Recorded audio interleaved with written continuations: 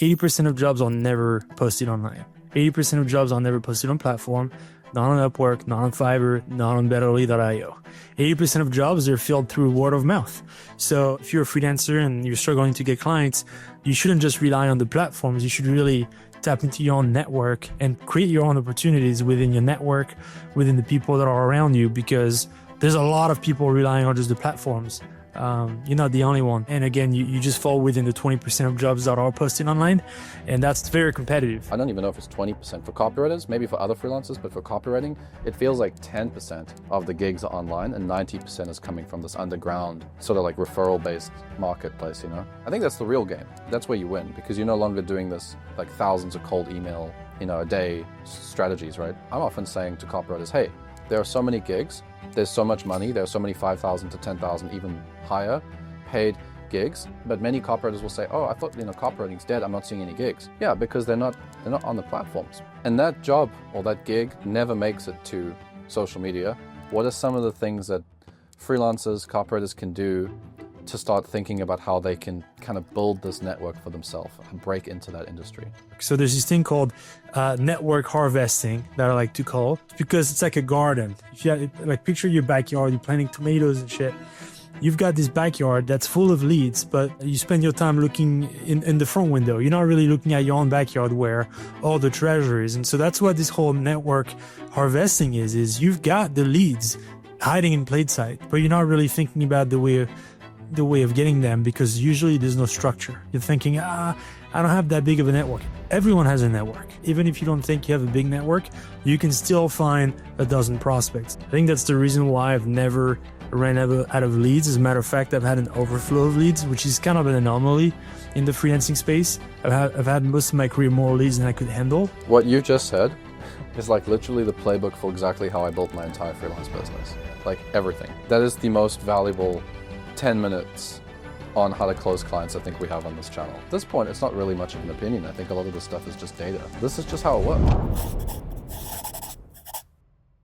Okay, I'm here with Alex Bocquet today. Thanks so much for joining me, man. Really appreciate it. Thanks, Matthew. Appreciate the invite. Yeah, so you've done a lot of cool stuff over the last few years. I know we were chatting the other day and you mentioned that you have helped clients. You've spent over $100 million on meta ads for clients. You're the founder of Betterly. You're also the founder of The Modern Freelancer. And I thought that'd be really cool. Let's have an interview, because the kind of people that you've been working with and the freelancers you're working with is very similar to, closing clients is very similar in that sort of space as copywriting. In fact, many crossovers, because I know you also help copywriters too. So yeah, I'm really looking forward to the chat. Yeah, I appreciate that. Thanks for having me. I'm excited to chat through everything freelance marketing related. Obviously, we're coming into the end of the year here, and there's a lot of interesting things going on in the space with AI. And is AI taking my job? Is AI not taking my job? Is AI helping me make more money or crush my income? I think there's a lot of questions a lot of freelancers are asking, and I've got my own perspective on a lot of it. Not just AI, but just the state of freelancing. So I'm looking forward to chat through it too. Yeah, I mean, the first thing I'd love to know is, how did you get 15,000 freelancers on a wait list? Yeah, that's a good question. So for those of you who don't know me, I started a freelance marketplace called Betterly. It's important for me to give you the background of how I ended up getting 15,000 freelancers on the wait list. So basically, I was working at an agency. I was a director of paid social at Mute 6 in LA. It was quite a well-known agency in our space for Facebook advertising. We grew a lot of e-commerce brands. And essentially we got acquired in 2021. So when that happened, I went on to freelance myself. I decided, hey, I'm back on the market. Let me go ahead and just become a freelancer again, enjoy my freedom, not being an agency slave anymore, because agency work is so much work. And so I did that for a couple of months, but I got a bunch of referrals, thankfully, because I built a big network. When people found out I was on the market, I started to get a bunch of referrals from e-commerce brands saying, hey, we can get Alex at probably a fraction of the price of what Mute 6 cost when he was working there. So let's go ahead and hit him up. So out of nowhere, I just ended up with tons of leads falling into my laps, maybe not dozens every week, but it was pretty wild at one point in 2022. And so what happened is I started to hand some of those leads to buddies of mine that were really good at what they did in their space, whether it was Facebook ads or Google ads. And then one day I woke up and I said, you know what? I'm here handing out leads like it's Christmas. Maybe I should ask my friends to give me a little cut of their income. And so that's how Betterly was born. So Betterly is basically a matchmaking platform that puts together a freelance marketer with brands. I've been given many names. I'm the Tinder of freelance marketing, the agent of super marketers.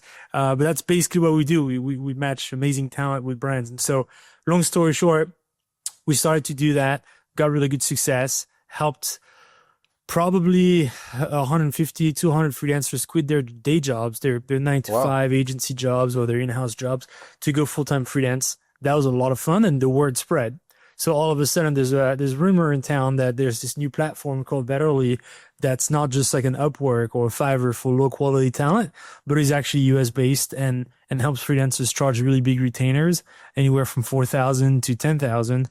And so as you can imagine, that blew up our waitlist. There's 2 buttons on my website. There's hire marketer and apply as a marketer. The apply as a marketer button got pressed a lot more time than the hire freelancers. So we just blew up the demand for, I should say the supply in technical terms. We blew up the supply of freelancers through the platform. And I woke up one morning to meet thousands of people applying. And that's when I decided first of all, I can't help every single one of those freelancers, even though that's what the platform was built for. There's only so much sales manpower I can push through. So let me go ahead and create a website. I'll start sharing my thoughts on the blog. So I built themodernfreelancer.com. I bought that domain, cost me about $3,000. Apparently it's a very premium domain. And I just started to write a blog / a newsletter every Friday. At first I was writing for, I think, 15 people on my email list, and it just started to grow organically. And essentially that was my way of telling all these freelancers, look, I can't help you right now. I don't have a client for all of you, but here's 3 things I've done in my career, freelancing for 8 years, that made me a successful freelancer. A sustainable freelancer is a big theme of my newsletter, is how to actually enjoy freelancing and not getting burnt out the same way you can get burnt out working at an agency.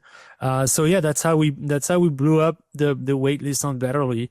And essentially, funneled a lot of those people into the Modern Freelancer, which is now a much better resource for a lot of freelancers, copywriters, paid social media buyers, to actually learn how to find freelance clients, as opposed to sitting on the bench and waiting for us to provide them opportunities.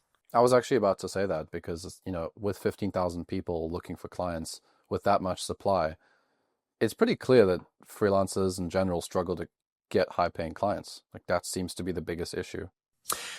It's clear, but it's also clear that a lot of them need to be resourceful to find clients today.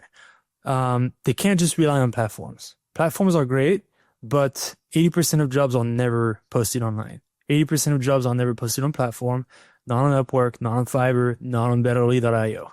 80% of jobs are filled through word of mouth. So if I'm looking for a really good copywriter, first thing I'm going to do is text you, right? Hey, Matthew, you run a really good community with a bunch of copywriters. Who's your best copywriter that can write about beauty or supplements, or who's the best at writing editorials for tech gadgets? And more likely than not, you'll send me someone that's amazing and I'll end up hiring them. If you don't, I'm going to text the next 4 best people I know in the copywriting space, and most likely I'll hire someone that they recommend. And if I don't, that's when I fall in the bottom 20% of jobs that are posted. That's when it goes into the job board. Yeah, that's correct. And so you end up more often than not with bottom of the barrel jobs. And I see it with clients that come through Betterly. They're desperate. It's usually very niche. I get a lot of people that come to me. They're selling CBD or things that are very niche that aren't as common as selling, shirts on Shopify. And so my point is, if you're a freelancer and you're struggling to get clients, you shouldn't just rely on the platforms. You should really tap into your own network and provide yourself, create your own opportunities within your network, within the people that are around you, because there's a lot of people relying on just the platforms. You're not the only one. And again, you just fall within the 20% of jobs that are posted online. And that's not necessarily, that's very competitive. They're still good jobs nonetheless, but they're just too competitive. That's interesting. And I think that, to your point, right, in my private mastermind, there are copywriters that will post a job from their clients. They'll say, hey, my client is looking for someone who can do this type of copy. I'm a bit busy. Mm-hmm. Does anybody want it? And that job or that gig never makes it to social media. And I see that all the time. So I'm often saying to copywriters, hey, there are so many gigs, there's so much money, there are so many 5,000 to 10,000, even higher paid gigs. And you just, like there are so many, but many copywriters will say, oh, I thought, copywriting's dead. I'm not seeing any gigs. Yeah, because they're not on the platforms. Because I think nowadays as well, right? Especially now, like 2026 season, many businesses have been burnt by hiring copywriters from platforms, because a lot of copywriters have come into the industry recently from BizOp or from some sort of, free course. They don't really have the skill. That's the only place that they're looking for gigs. So the ratio of like average talent that applies on a job board versus the sophisticated strong marketers that usually get referrals, there's a higher ratio of like lower quality or like less experienced writers. So that also burns more business owners. And that means like the next time a business owner is looking for a copywriter or a freelancer, they're not necessarily going to be so excited about posting on Upwork and having to filter through 300 average applications. It's like, can't we just ask Alex, or can we, just like ask somebody that we know, like, or ask the team, hey, marketing director, do you know copywriters? Like, can we just ask you, like, do you know people in your network? Recently, I hired somebody to help me with my website. It's like, I didn't make a job post. Someone in my team was like, I know the right person, So it's always like that. And it's been my experience that even now, I don't even know if it's 20% for copywriters, maybe for other freelancers, but for copywriting, it feels like 10% of the gigs are online and 90% is coming from this underground sort of like referral-based marketplace, Yeah, and this underground is a multi-headed monster. It's like the dog in Harry Potter, the three-headed dog, right?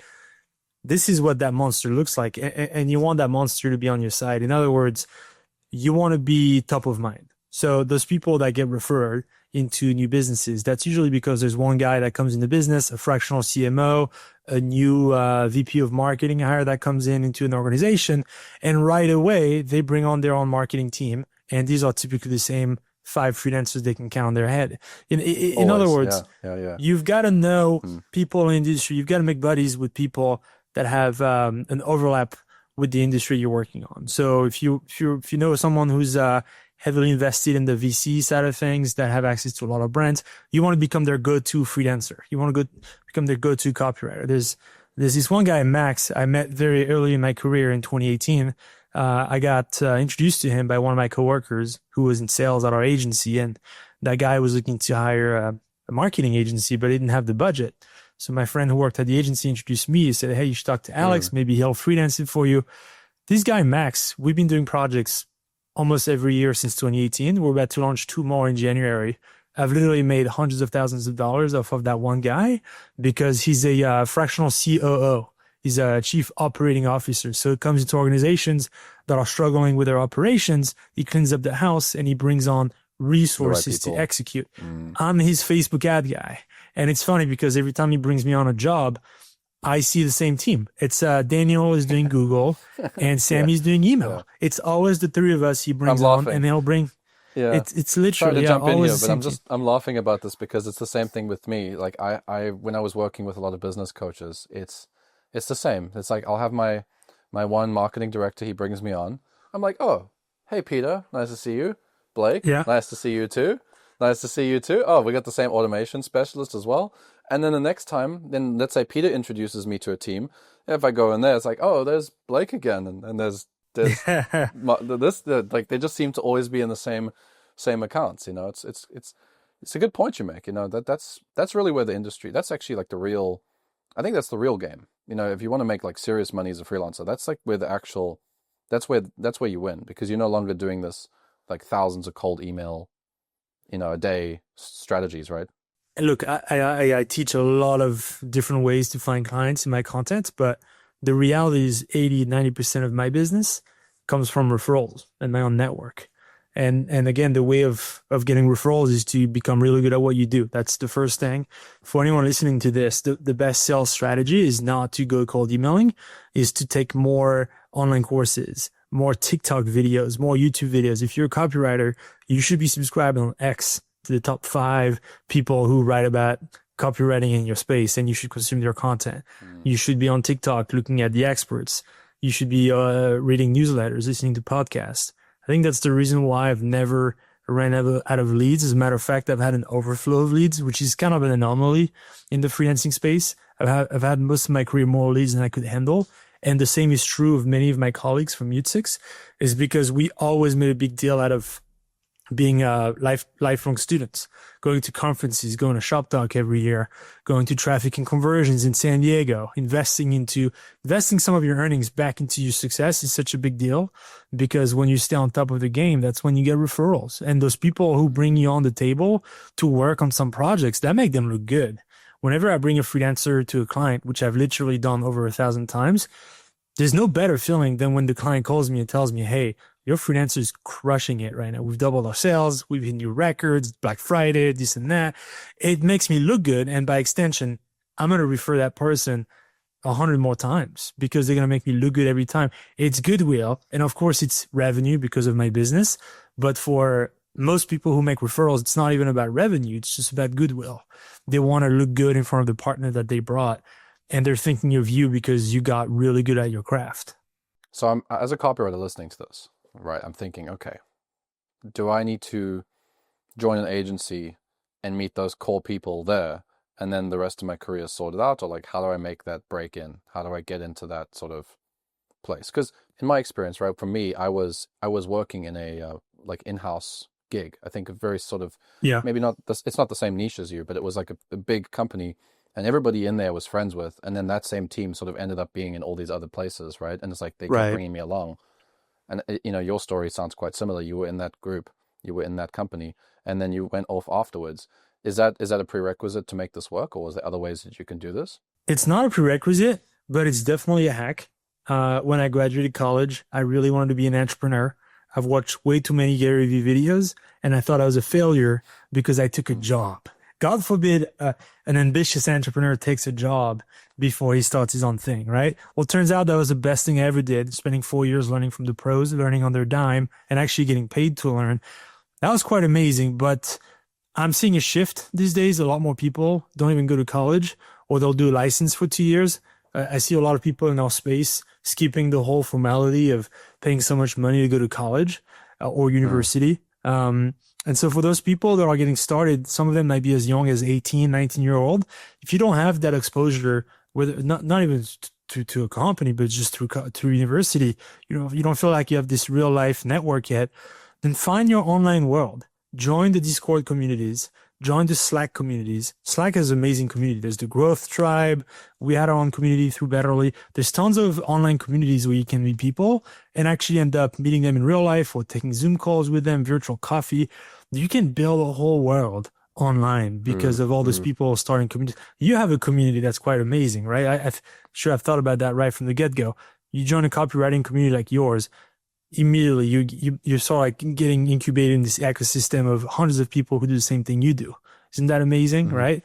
What you really want to do from a sales standpoint, because I think your community has tons of value in terms of crafting your skill set. If you really want to find a community where people will make referrals and not compete with you as much, that's when you join communities that have complementing skill sets. In other words, if you're a copywriter, join a community of freelance marketers that has paid social buyers, paid search buyers, SEO writers, people who, again, get on clients' retainers that also need what you're offering. So now you're borrowing their audience, you're making friends with people, and it's not always one way, meaning you'll also refer these people. So if you make really good friends with one person who's an amazing email marketer from a technical standpoint, not writing, then you guys can be buddies. And every time he gets onboarded on an account that needs help with their Klaviyo because the engagement rate or the open rates is down, and he makes a good impression, and now the client has trust with him, the next time they mention to him they need a new copywriter, you'll be the one that will refer, and vice versa, right? You get on board into a client, one of your freelance clients, and you write a badass email flow, but their open rates suck or their deliverability suck. You're gonna bring your buddy, right? So you also wanna find those this little buddy system that works super well. You want to find a handful of complementary service providers that are in your vertical. If you do e-commerce, just stay within e-commerce, but find someone that's in the same vertical but in a different channel, if that makes sense. Yeah, I have one email marketer, tech guy that I basically bring into every single account. I don't know how much he's made at this point from all the different deals that I've brought him into, but he's always game, I'm like, hey man, you're looking for another client. He's like, of course, Matt, I'm ready to go. I'm like, okay, Right, here's the right. account. You know the game. Here's the problems I'm basically dealing with. Same problems as last time. Can you come and fix them? Perfect. He's in the account. We set it up. We make everybody money. Yeah, I mean, like my whole career as a freelancer was built with this. It's really cool that, what you're talking about, just, the way you're explaining it just sounds exactly like the way I was, fortunate I think I stumbled on a little bit of this stuff. I think I had the right connections in the beginning. I wasn't as intentional, but I was in the right communities. I was with the right people. But I think the thing is, and I think many copywriters and marketers and freelancers in general, they don't understand this. There is always an aspect, an element of luck, always. But it's like, what do you do when you get that? So what happens when you get that referral from that one person?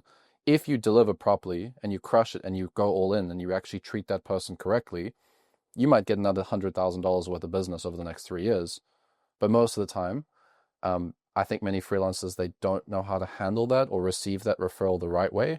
I think a lot, like simple stuff, for example, thank you so much for making this introduction. Just making small, just showing general appreciation, treating that prospect or treating that person correctly, responding to that person quickly. Imagine you make a referral, you create a group chat, and then the person you referred as a freelancer doesn't reply for 5 days. Like, you're never gonna. It's done. It's done. You're not gonna make referrals for them again. Absolutely not. I mean, it takes a long time to build a reputation, but it only takes one event to ruin it. I've seen it over and over again. I mean, I've seen the people who, exactly what you laid out. It's incredible how some people won't even, give you a simple thank you when you just introduce them to a huge account out of pure, kindness, just because you think they're the right fit. A thank you goes a long way, right? Network shouldn't be taken for granted. And also, if someone makes a referral to you, you don't want to drop the ball. I mean, it's just not good business overall. And you certainly won't recover from it. Because if you that's why I always tell people, don't take on more than you can chew. It's okay to say no. As a matter of fact, that's one of the things I like to talk about on social media is how to say no. I literally just said no 2 days ago. I could share my screen right now and show you. I've turned down an upsell from one of my clients that wanted me to take on a lot more through the holidays because one of their people quit.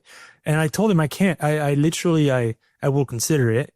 I had a call with her and we looked over it. It's way too much manpower for one freelancer, especially through the holidays.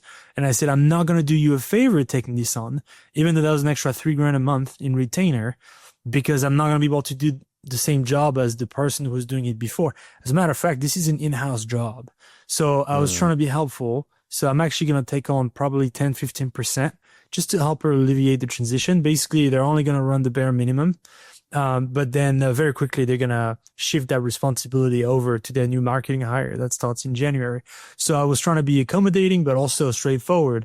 I'd love to make an extra $3,000 a month. Think about all the things you can do with an extra $36,000 a year. But if I don't think I can deliver 100% and above, I'd rather not take it. Because that $3,000 is going to be nothing compared to how much my reputation is damaged when they find out I can't actually deliver on that scope of work and the word starts spreading. Yeah, no, I mean, I agree. I think you're going to have a difficult situation if you take on work and then you don't deliver on it. And it's even worse when it's a referral, because then two people you ruin your reputation twice and then they're going to speak about it too, right? I don't think people realize this. If you haven't built a deep online, you haven't built connections in the online world, you might not know how often this happens, but the amount of conversations I have behind the scenes where the negative drama spreads, because it's almost funny sometimes, it's like, this person really dropped the ball and can you believe that they did this, that, and the other.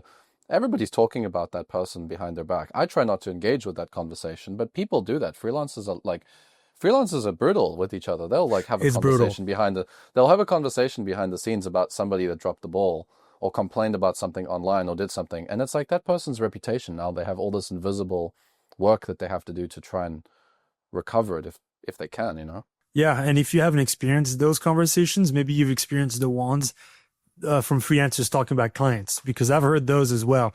There are clients in the freelance paid social space that are on a unspoken blacklist. Yes, I mean, I'm not going to say names, but I can think of 2 or 3 top of mind that you ask anyone that's in the top 1% of Facebook ad buying in the US, they've come across that client at one point who's tried to hire them, and everyone will turn them down because they know he's a nightmare, right? So your reputation is everything.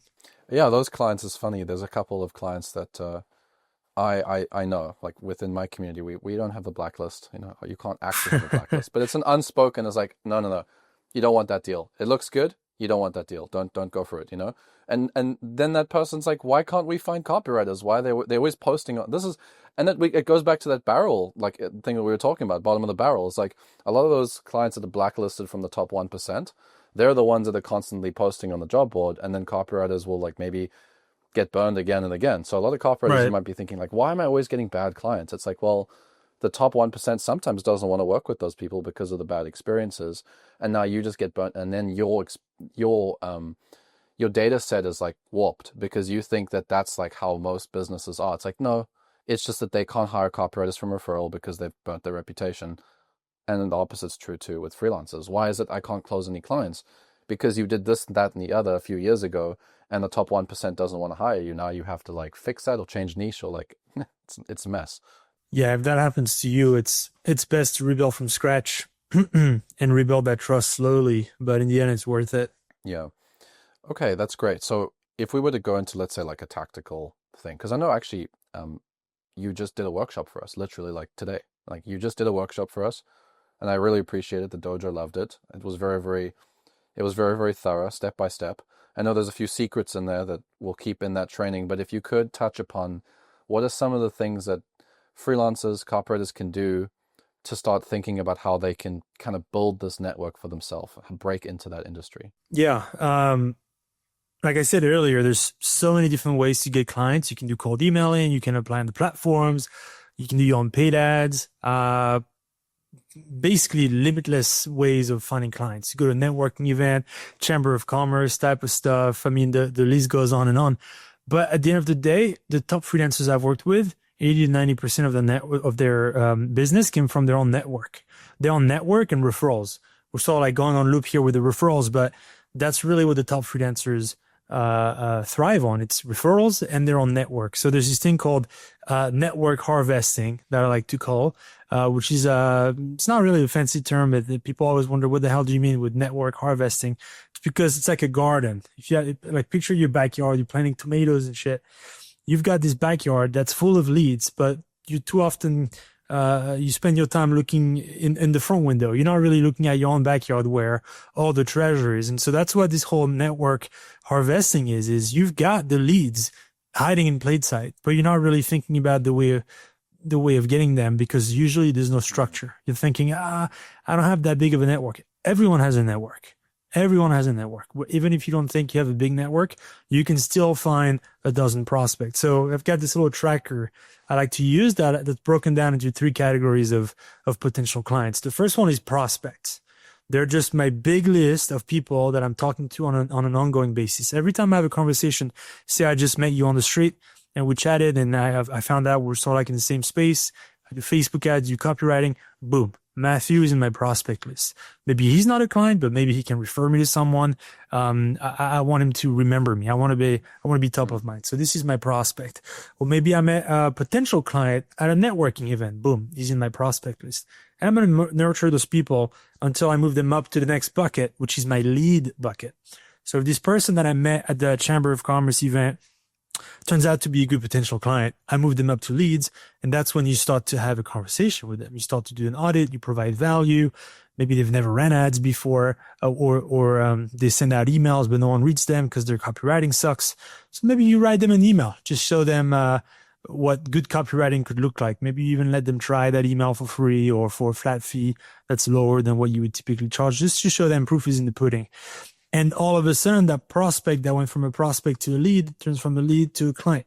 And so this beautiful sheet, this beautiful dashboard, and if your audience is interested in grabbing that spreadsheet, I'm happy to give it away for free. Just make a copy. Maybe we'll put that in the description or in the comments or wherever. Description. Let's do that. Cool. I'm happy to give that as a gift to your audience. That's a really good way of mechanically tracking your network, because otherwise it's all over the place. As a matter of fact, in my spreadsheet, I go as far as writing down whether they came from, whether I DM'd them on LinkedIn, on Instagram, or I texted them. I have a drop down because I forget. You know, I have people I text, people I WhatsApp, people I send DMs on LinkedIn, people I send DMs on Instagram, people I actually ran into the coffee shop. So I actually keep track of everything. And that's really helping me make sense of my pipeline. And typically when I go from putting them in the prospecting bucket to the lead bucket, I start to assign a monthly dollar value to them. And that monthly dollar value is very motivating because you'll always have a bunch of leads that are, you know, like you, not all of them will become clients, but because it aggregates, you see a huge number. So like right now, my monthly potential retainer for my lead list is like $80,000 because I have like a dozen recurring per month, good leads. Right? Yeah, recurring per month. Nice. I'm not going to close 80 grand worth of business tomorrow, but I know that technically if I closed all of them, I could. Now, what happens if I only close a quarter of them? That's still 20 grand a month, right? So in my spreadsheet, I like to have a dollar value associated to them. Whenever I bring them up closer to becoming a client, that's very motivating. And of course, after I close them, I move them up in my top bucket, which is my clients. And same deal, there's a formula that aggregates my total MRR. It's always very motivating to see how much money you're making every month on paper. So this is how I'm tracking people. That's the first step of tactically finding new clients.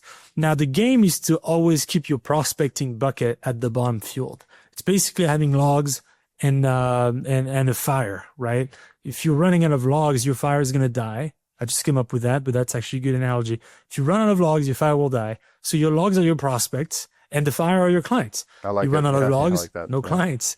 Okay. Yeah. And so the beauty is there's tons of prospects out there. There's tons of logs.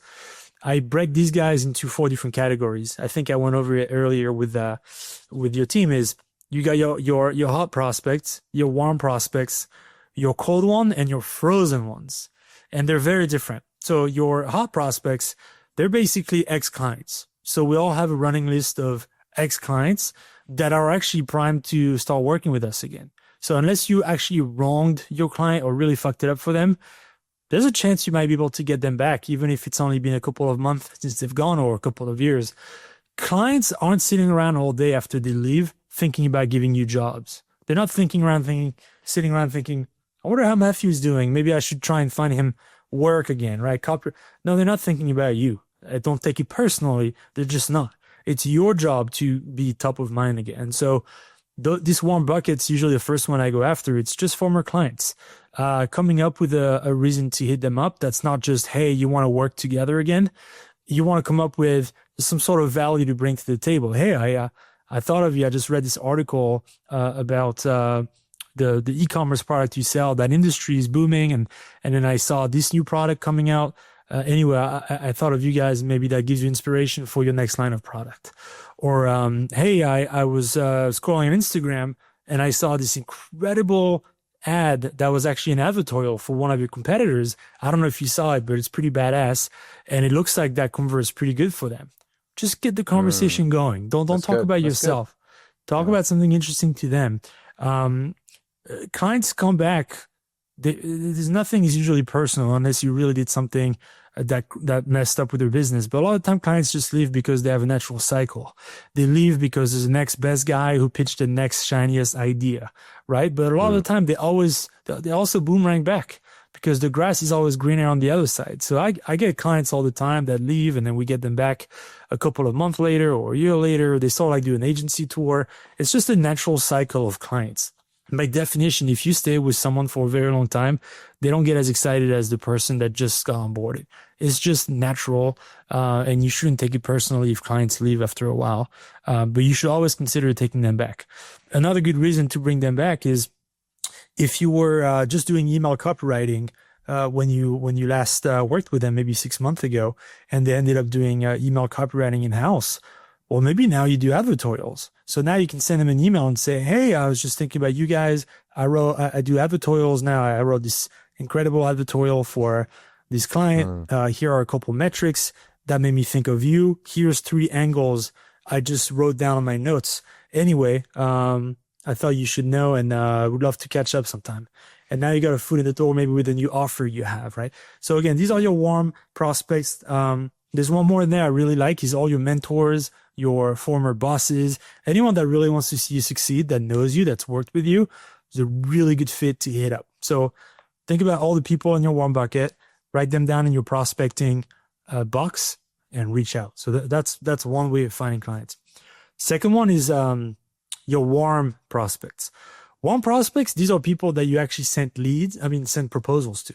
So you've had them in your pipeline. You met them somewhere, conversation went well, you send them a proposal, and then crickets, or they kindly let you know, hey, we went with somebody else, sorry, or you're too expensive, or whatever. But you send them a proposal. You went pretty far in the process, very close to closing them, but you fell short. These are really good people to reactivate. The same way I just describe everything with your hot prospect is giving them value, coming up with interesting topics that are valuable to them, not just hitting them up saying, hey, want to work together again. That's how you end up on the do not answer, email list. Just bring them value. So yeah, these are good people. Also just your leads. Like some people, you never got to give them a proposal. You just hit them up. Maybe you talked, maybe you had a call. You didn't get that far with them. Reactivate them. People get busy. Some people wanted to work with you, but then they kind of forgot about it because life goes on. And maybe you could have closed them if you followed up a little bit more. Third bucket is going to be your cold leads. That's a massive one. Cold leads is basically anyone you've ever met that hasn't worked with you, hasn't engaged with you.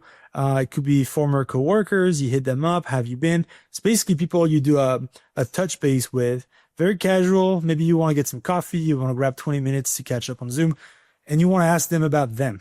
What have you been up to? How's your new gig treating you? I just hit up one of my good friends. We used to work together, but I haven't talked to her in years. And I saw she just joined Shopify in partnerships. And so that's cool. Like generally that's cool. But also let me hit her up, catch up, see how life is going, remind her that I'm a really qualified paid social freelancer. And who knows, maybe within her ecosystem of being a partnership manager at Shopify, she'll have clients looking for my type of role. It's a game of being top of mind because there's so many freelancers. Whenever she'll get asked for a recommendation for the channel you offer, copywriting or paid social, whichever it is, you want to be the first person she thinks about. It's a game of reps. So that's your third bucket, the prospecting bucket. And then the fourth and final bucket that I recommend freelancers to always go after is the frozen bucket. What's the frozen bucket, Matthew, you ask? These are your dream clients that literally don't know you exist. They're walking around Earth at this very moment right now. You're dreaming of working with this brand or this company, but they don't know who you are. They've never heard your name, never seen your face. These are people you have to be really bold and come up with a really good excuse to DM them on Instagram, LinkedIn, find their email, and come up with something that's really outside the box that will make them think, wow, this person's interesting. I'll give them the time of the day. One of the ways I'm doing this, I have my blog, The Modern Freelancer. So when I want to work with a company that's again, never heard of me, I will write a blog article about them, a really nice piece that obviously make them look good. And I'll just DM the founder and say, hey, I just want to let you know I'm a big fan of your product or your service. It's usually things that I actually use. And I'll say, I just wrote a nice article I wanted to share with you. Just leave it at that. You would be shocked how many people actually see this and say, wow, this is cool. Or if you don't have a blog, make a piece of content. I've made a couple of reels for clients that end up closing. Same deal with products. There's a handful of products you use every day. You want to work with those brands. Become a customer. Spend $20 to buy their product and then just give them some nice feedback about it, right? Or if you don't want to do any of the above, just provide value. Write an amazing email for them, write an amazing landing page, do it for free, whatever can give them a taste for what your skill set is, then go ahead and provide that for free. It probably will take you a couple of hours, but the upside is so infinite for this bucket that it's totally worth it. So that's your frozen bucket. That's basically where your dreams live. It could be anyone. It could be Nike. It could be about anyone under the sun. They all have LinkedIn. They all have Instagram. And there's endless ways of getting their attention. So to make a long story short, if you can go ahead and really itemize in your head those four kinds of prospects that exist, then you can start hitting them up one by one, plug them into a tracker, and mechanically go through them, set up calls, set up coffee meetings. And then as you go, it just becomes sort of a snowballing effect, because you might just reach out to 50 people in a month. and then just 30 the next month, and then 10 the month after, but they compound. And one day you wake up and you've got a text from someone saying, "Hey, are you still doing copywriting for beauty brands that use Klaviyo? Because I have someone that just met at this event. He's sitting next to me at the round table randomly, and I just thought of you because we caught up 2 months ago." And boom, that's how you get referrals. So over the last year, I've seen something I've never seen before. Copywriters and marketers, they're making more money than ever before, especially the top 1%. And if you want to be one of them and you want to join us and you want to get, insights into exactly what's happening in our industry and also get my raw and unfiltered thoughts, the stuff that we're not sharing here on YouTube, then apply to join my email list at list.copywriting.org. And I'll see you in my next email. Now let's get back to the video. What you just said is like literally the playbook for exactly how I built my entire freelance business. Like everything. That is the most valuable 10 minutes on how to close clients I think we have on this channel. Like it is so well said. I appreciate that, man. Like I just want people to listen to it, and it makes me feel a little bit frustrated sometimes with freelancers because I know that a lot of the stuff they may subconsciously know a little bit of this already, but it's like just take the Google sheet or take the prospecting sheet and actually start doing this, making the effort to do it. Yeah, the client doesn't arrive tomorrow. The client might take 2-3 months depending on the sales cycle. But this is the long play. This is the play where you don't sit there all day prospecting and you actually start kind of farming. You like harvesting. It's like you said, network harvesting, right? It's like, and I think about my very first big client that I closed that like changed my career. It was in a frozen bucket because I bought their product. Yeah, I bought their product. I learned a lot from them. It was a language learning product. It helped me learn French and Spanish. So I was studying French and Spanish with their product. And it gave me an incredible experience in Montreal, Canada, because I went to Montreal and I was speaking French, and that product helped me speak French. So I sent them a message and I said, "Hey, you don't realize what you've done for me because obviously I'm, just a user, but like I want you to know I used your product. It completely changed my life and enhanced my French speaking skills. And I'm so grateful. I see you guys are putting a lot of effort into your marketing, especially with email, and I see you building an email list. There's not much I can really do to like show you how much this has changed my life, but the least I could do is write you some emails because I'm an email copywriter. I want to write you 10 emails for free, no charge, just as a thank you." And then they're like, "Yeah, let's do it." And then they got on the phone. I got the co-founder on the phone. The marketing director worked with me. We wrote the emails.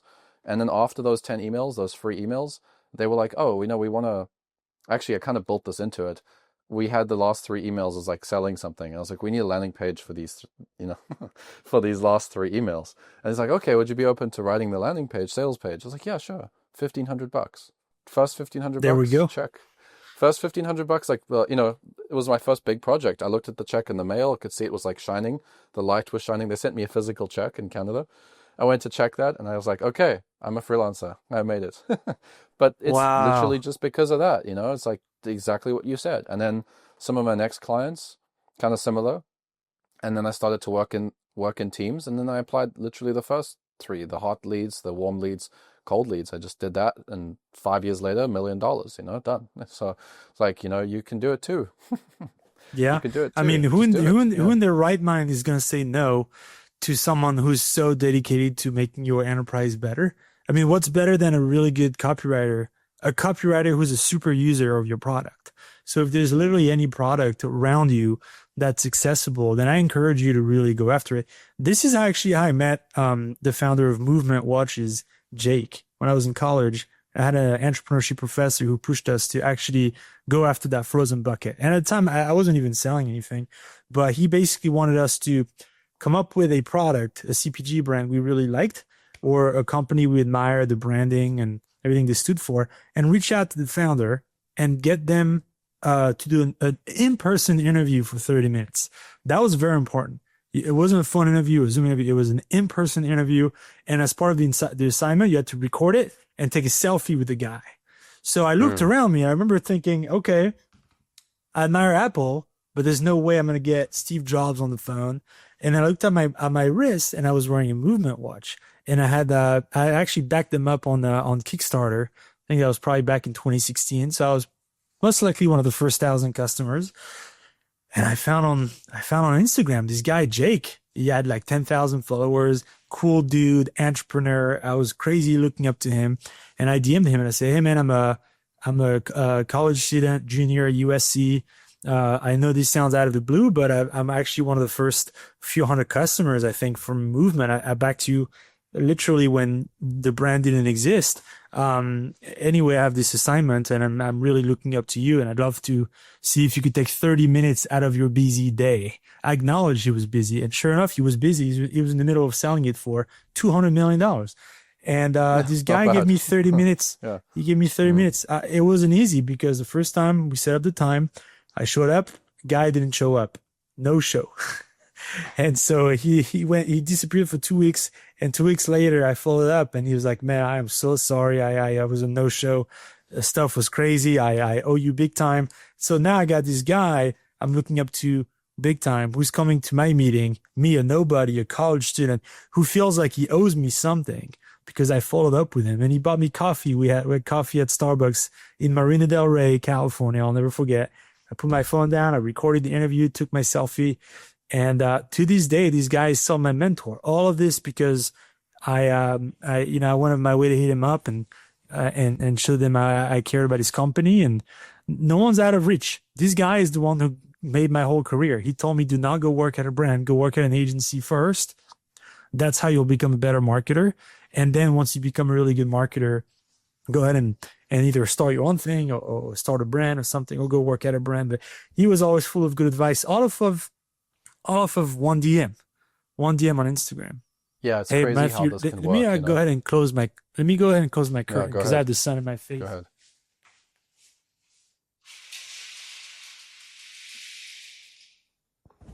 So you're in Dubai now. Sorry. Yeah, Okay. I'm in Dubai and the sun is moving. So hang on, that's much better because I was Yeah, starting to have nice.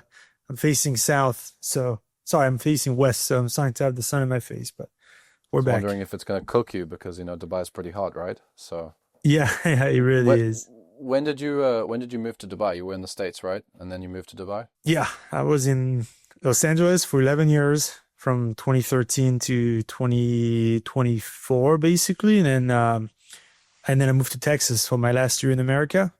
And then I moved to Dubai. So I spent basically all of my 20s in the US. I moved there when I was 17. I was there just to learn English. I was supposed to be here for a year, just as a gap year after high school. But one thing led to another. I ended up spending 12 years in this beautiful country. That's so cool. That's really, really cool. I have one thing I think a lot of copywriters definitely want to know. What is the future for freelancing? I know it's a pretty big question because nobody can know exactly, but I mean, my perspective is it's going to be more and more about this network. Like I've been telling my private clients, like the more time goes on and the more people can enter the space from anywhere in the world, the more it's going to be about who you know. But do you have any particular thoughts about like what 2026 is going to look like and how copywriters can prepare themselves? Big time. I mean, it's always been about your network, but I think what's happening right now is freelancing is just going to continue to boom. A lot of people feel like freelancing is too crowded. A lot of people are discouraged because they don't think there's enough clients for everyone, but it's not true. Companies right now are building their team off of freelancers. So the way I built Betterly in 2022, I had 12 full-time hires in the office. Full-time hires are a headache because you have to give them health insurance. Right. You have to give them time off, all that stuff. They're at the office, lunches. I love having employees, but when you have 12 of them in an office, it's so much less convenient than having freelancers, right? So now I'm building this new company, the Modern Freelancer. I don't have one full-time hire. I have about 7 freelancers doing 7 different things, as opposed to a bunch of full-time hires. So my point is, for as many new freelancers are entering the market, there's just as many companies building their teams off of freelancers. So the demand is also rising just as much as the supply is rising. Now the crossover here is there's AI. A lot of people think their job is also getting replaced by AI. So I'm hearing either it's too crowded or AI can do my job. So we address getting too crowded. I don't think that's true. You just have to be in the 80% of jobs that don't get posted online. You have to get referred. Yeah. Now, when it comes to AI, you have to treat AI as your silent business partner that doesn't cost you anything. So the reason why AI hasn't replaced your job is because, say you're a founder, you have a business, and you have 8 different things you need to do on a daily basis. You have product, marketing, sales, and every single one of these disciplines has an AI that can basically help you do the job. The client doesn't have time to manage all 8 AI tools. He doesn't have also the capability of knowing how to use those on top of his fingers. For copywriting, let's just use copywriting as an example. Claude is amazing, but the client doesn't have time to come up with all the best prompts. The client doesn't have time to take whatever Claude gave him and edit it and make it look good, right? Because that's not his expertise. You as a freelancer should embrace AI. You should tell your clients, I use AI. You should hire me because I spend all my time learning how to actually make the most out of Claude. You shouldn't hide behind the fact that you're using it. As a matter of fact, they'll probably feel like you're stupid. If you're a copywriter, you don't use Claude, you still do things manually. How much is it going to cost me? Right? So you should use Claude and you should use all these tools to show your customer that you're actually the freelancer who's already good before that stuff existed. So most likely you'll be even better now that you have AI. You'll be faster, you'll deliver more, but also you'll be the person who's always on top of the latest tool that they haven't heard about, because that's all you do all day, every day. That's your discipline. The clients don't have time to be on top of all the latest AI tools. I mean, there's so many AI tools every day. I see them every day in my feed. This AI tool can do this. Comment AI and I'll send you the workshop. There's just so many of them. I keep track of the ones that are creatives because that's what I do. I do performance creative for e-commerce brands. So I know the tools that are coming out that are actually helpful for e-commerce brands to use to build out creative. I don't know shit about copywriting tools, SEO, AI tools. I don't have time for this. Now imagine the client is even less time, right? So I don't think AI is replacing anyone. Even some of the more basic tasks, you still need someone to manage the AI, right? And I think if you continue to use those tools to get better at what you do, to deliver better quality work, more consistent quality, faster, you should still be able to charge as much as you did before, maybe even more if you're able to increase the scope of work. And this will feed back into your referral loop because you'll do a better job for your clients and you'll get more referrals back at the top of your funnel. Interesting. Yeah. I like that. Yeah, I think that. Yeah, that's I don't have any. A lot of the things you've said today. I just agree with completely because it's been my direct experience as well. It must come from all that experience working with thousands of freelancers. I mean, at this point, it's not really much of an opinion. I think a lot of the stuff is just data. I think a lot of people in our industry, they're like, here's what I think you should do. Here's what I think you should do, and you should try this strategy, and you should try this strategy. But once you have enough data, I mean, I've got like 500 people I'm working with, so I've got like 500 people's data. You've got those 15,000 people on your waiting list. It's just data. This is just how it works. It's not an opinion anymore, right? Yeah. So I agree. What else do I have? I actually had another thing I was really thinking about, and I was like going to ask you about it. I wanted to know, how do you see how freelancers deliver for clients? Because I think that's also the other 50, that's the other side of the coin for referrals, is like being able to deliver once you get the client. Like, what are some of the things that you want to think about besides obviously the skill? So like, let's say I'm, full stack copywriter. There's other aspects of that engagement, that relationship that you got to keep doing to keep them retain them, and then eventually get them to the point where they're referring you people too. Like, what are some tips you have there? Yeah, I mean, obviously, under promise and over deliver should always be the attitude, right? So if you think you do something in 3 days, tell them it'll take 5 because it's standard, and give it to them in 3 days. That's under promising and over delivering. That's the basis of any successful relationship. I think that's one of them. I just had one that slipped my mind. Oh, yes. Standardized is the other big one. So if you're a copywriter, every client's unique, but try to the best of your ability to standardize your product offering. In other words, come up with packages. Don't just sign a retainer for a client to do copywriting. Your scope of work should be as precise as can be. And I know it's never perfect, but your scope of work should be very detailed. It shouldn't say write emails and advertorials for a client. It should say, we'll write 10 emails every month or every other week, and then 3 advertorials with 4 different hooks. Be very precise with your scope of work. Figure out what makes it worth your time. In other words, create packages that make enough money that you're really motivated. I don't take so much time, right? There's got to be a good ratio of time input and cash output. And once you've come up with your sweet spot of a package that's priced great, it's high enough for you to make money, but low enough that clients close on it, then just go ahead and offer the same package over and over again. Find that sweet spot. If it's a $4,000 retainer and it includes 10 emails a month and 3 advertorials, that's all you should be offering, right? Systematize it, and then within the service offering, figure out what works across your client. That's especially helpful if you're in the same industry. For example, in e-commerce, if I do a retainer that involves 10 static ad creatives every month, that's all I do for 5 different clients. When I find one format of one creative that works for one client, I can copy and paste and offer it to my other clients. In other words, it took me a long time to come up with a winning angle for one brand. Now that I've found it, I can apply that angle in their own language to the other 4 clients. So if you systemize things, you're very quickly able to replicate some of the wins from client number 1 across client 2, 3, 4, and 5. So standardize your packages, come up with scope of works that are as accurate as possible. Standardize your pricing if you can. Of course, be a little flexible, but try and have a North Star. And then in the work you do that you deliver, come up with wins that you can replicate across the board, whether it's an angle, whether it's an ad format, whether it's an email format, whatever it is. Try and not have to start from scratch every time. If I'm doing Facebook ads, I try and just do e-commerce. If I start to do lead generation or app installs, every time I've strayed away from my little ecosystem of Shopify that connects to Facebook, it's just a headache because I don't know how to connect the tracking data from the App Store back into the Facebook ad campaign. But I know how to do that for Shopify and Meta because that's all I do all day. So try and systematize your scope of work, your deliverables. If you can stick to a niche, I think that was my last point. It's more so sticking to a niche that's replicable. Then you'll save a lot of time. You'll be able to deliver better work in less time and charge just as much or more. Interesting.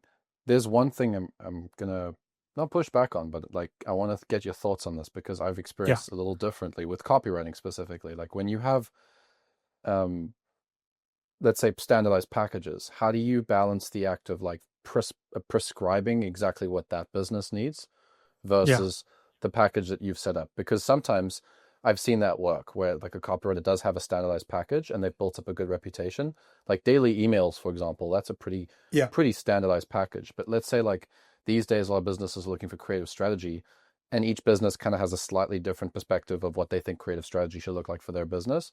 How do you find that middle ground? Do you just establish it on the sales call and you set it up then? Or like, how would you go about that?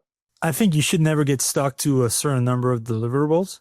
I think it just depends on the client, right? If your standard package, you've agreed with yourself, is a good average package, is 1 email a day, but the client needs 2. I'm not saying you should limit yourself. Then you should offer 2.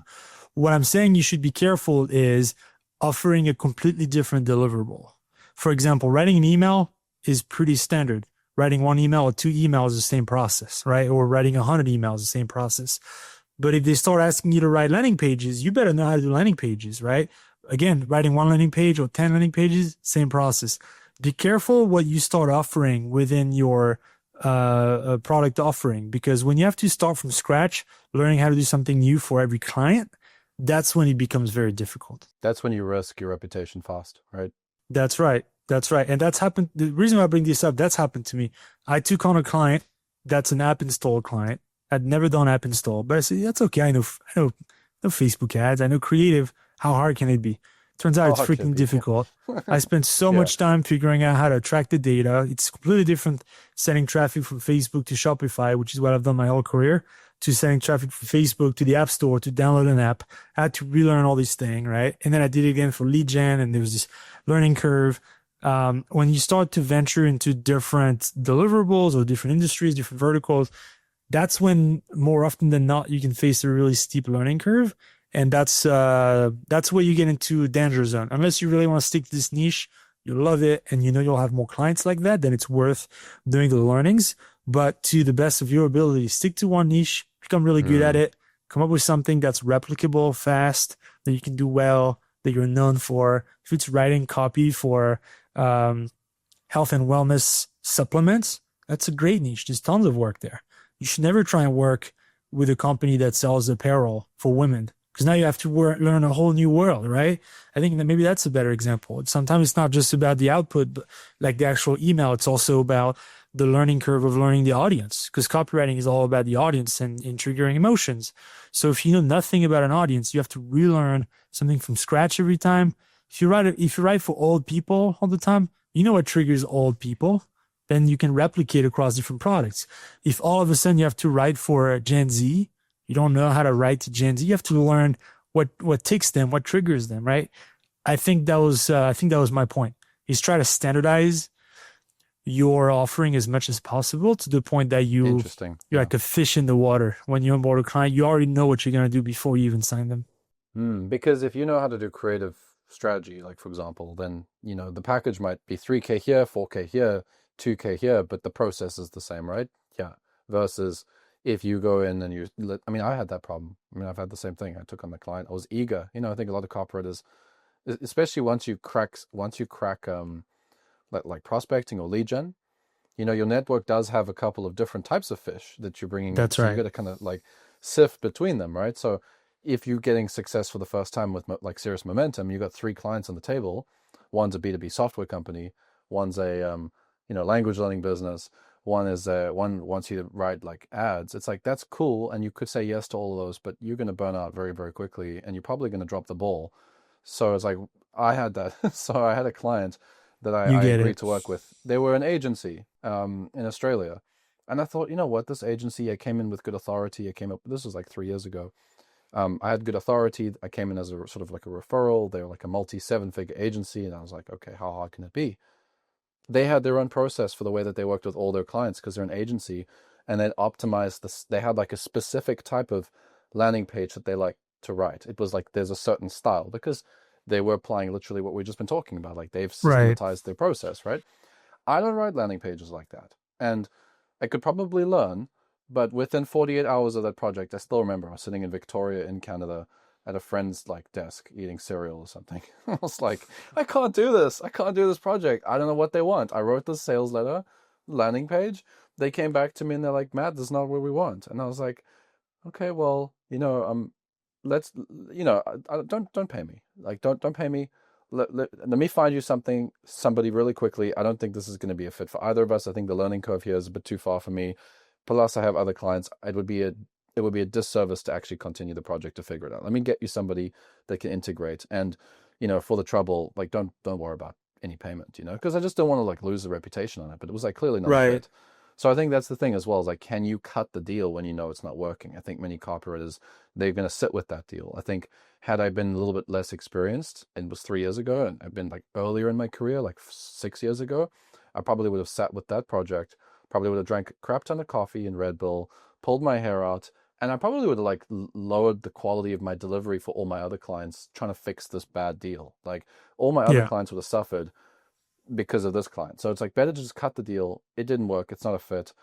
And I think sometimes copywriters as well, like many freelancers, will kind of take it personally, like the work didn't work. I mean, I think it's great that you bring up the app, because you've spent all this money for clients. So you're clearly very, very good at what you do. And yet in this deal, you could maybe struggle with like, maybe I don't know what I'm doing, right? That like copywriters can get exposed to this, like maybe I don't know what I'm doing. It's just because you haven't done that process, right? You just haven't done that specific type of work. Yeah. And look, if you're early in your career, it's one thing to grind and sort of like catch up on learning these things. So if we're taking your example, Matthew, and you have 3 clients in 3 very different verticals, and you pull your hair and pull all-nighters to figure it out, that might be okay at the beginning, because frankly, if you don't have any other options, sometimes you just have to do it, right? Yeah. But the second you get 3, 4, 5 clients and get a little bit of momentum, you should focus your energy on narrowing down to your niche on something. I mean, there's countless examples of people who close more deals because they brand themselves as expert in a specific niche. Michael, who's in your communities, he's known as like the health and wellness copywriter. Every single time I come across a health and wellness brand that looks for copywriting, he's like the first, he's engraved in my brain as the go-to health and wellness copywriter guy. He's the only, there's probably others, but he's the guy who brands like this. I know he's done it for so many companies, and he's crushed it, that I already know for a fact he knows all the tricks. He just needs to tweak them and apply them to a different brand, right? Sure, So there's certainly value in being known as an expert in your own vertical, on top of just obviously saving time for yourself doing the work. It worked on me too, by the way. I also made Michael a referral, like in health as well. When I first started working with him, he's like, I'm health. This is what I do. This is all I do every day, health. And then somebody the week after said, oh, we've got a $50 million health business, that does is some sort of like health supplements. And I was like, okay, well, like, duh, I'm gonna make that introduction, right? And it turned out to be great. And he still says, it's been like a couple of years, he still sends me a nice message once in a while and says, thank you. Wow. That really changed my life. I really appreciate it, because he's such a great dude, And I think that's to the point. That's why if I get a health gig, I mean, now he's actually doing coaching in the community too. Now he's doing some copy critique and he's reviewing other people's health copy, because it's like, well, he's the guy for it, and he does such a great job. He's helped so many people. He's the guy.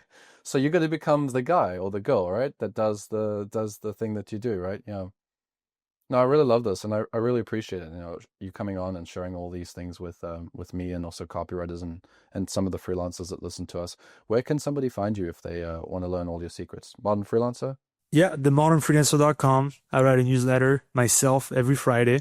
I promise it's not AI. Of course, I use AI to help me write my thoughts, but if you take one look at my newsletter, you'll see I share a lot of personal stories. I try to make my content very original, but also actionable.